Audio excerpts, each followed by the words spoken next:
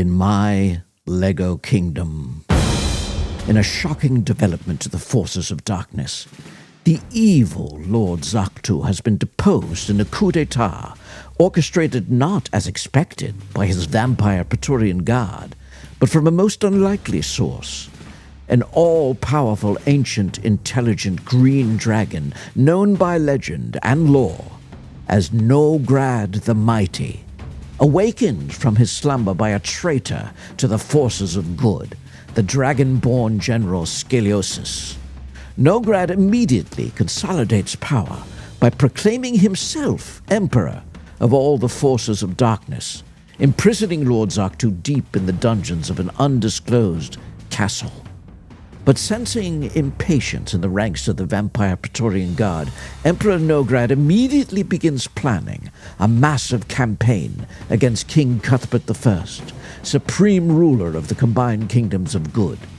And to that end, he tasks General Scoliosis when converting the other dragonborn troops, his former kinsmen in the forces of good, to turn coat and become liegemen to the Dragon Emperor.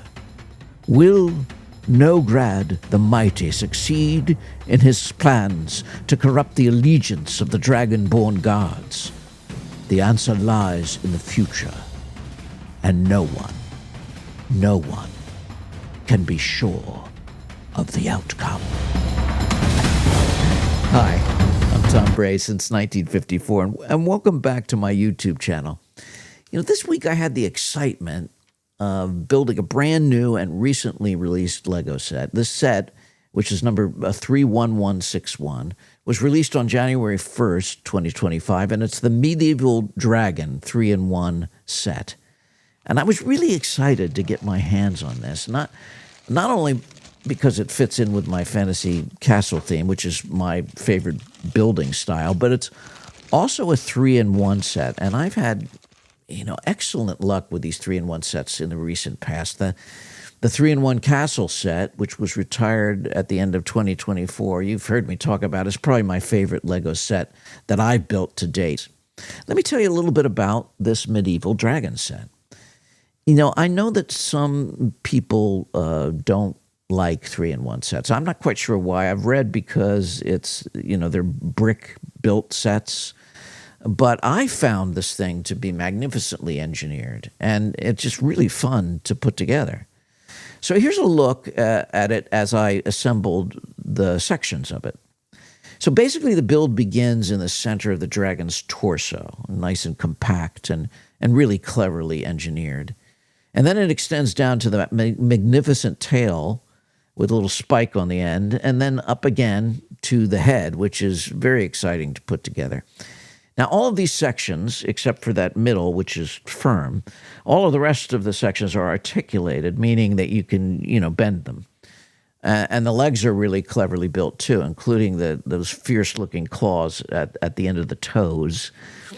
But I particularly love the tail, which bends and is articulated and has that little red horn spike on the end. Now, the next sections that you build, according to the instructions, are the wings. And they come together really nicely and cleverly. And the way the bricks and panels assemble really simulate, webbing and the structure of the wing really well. Now, each wing attaches securely to that torso, that first section, really securely. And even though the wings are identical, they didn't feel repetitive or kind of, dull to build again.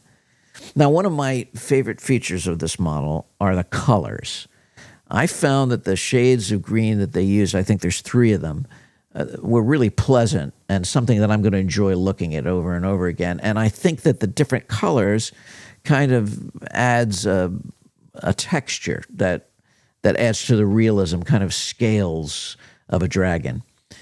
Now, as far as the wings go, with that reddish, orangey, fiery color, I think it really fits in well with the idea of this being a medieval dragon. And even though there's no, fire piece that comes out of its mouth, I can easily imagine this as a fire-breathing dragon. And I'll most likely try to customize it with a fire piece at a later time. And in fact, that's my only criticism of this set. I would love to have seen some sort of fire piece that I could have put in its mouth, but that's a niggling little thing. Now, since this is a 3-in-1 model, there are two other builds that are possible. There's a sea serpent, which I think would fit in really perfectly with, the Viking Village set. And also a phoenix, rising from the ashes. And so I think these other builds are the perfect complements to the dragon. And I'm going to be looking for a sale so that I can pick up another set so that I can at least build that sea serpent, which I will for sure use with the Viking Village. Now, all in all, I find the size of this model to be perfect for a grand dragon of my fantasy castle realm. I look forward to creating more lore from it and adding it to my permanent display of fantasy castle.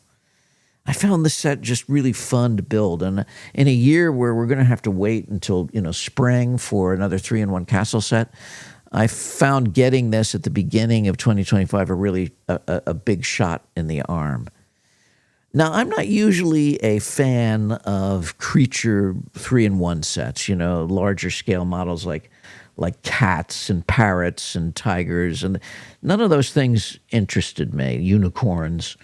But I really was captivated by this dragon, and even though it's a creature build and it's a larger size, I actually was delighted that I could add it to my fantasy castle realm.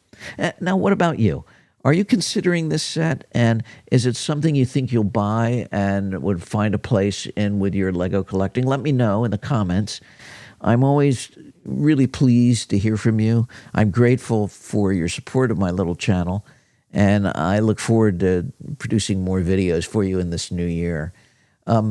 So until next time, this is Tom Bray saying happy building and take care.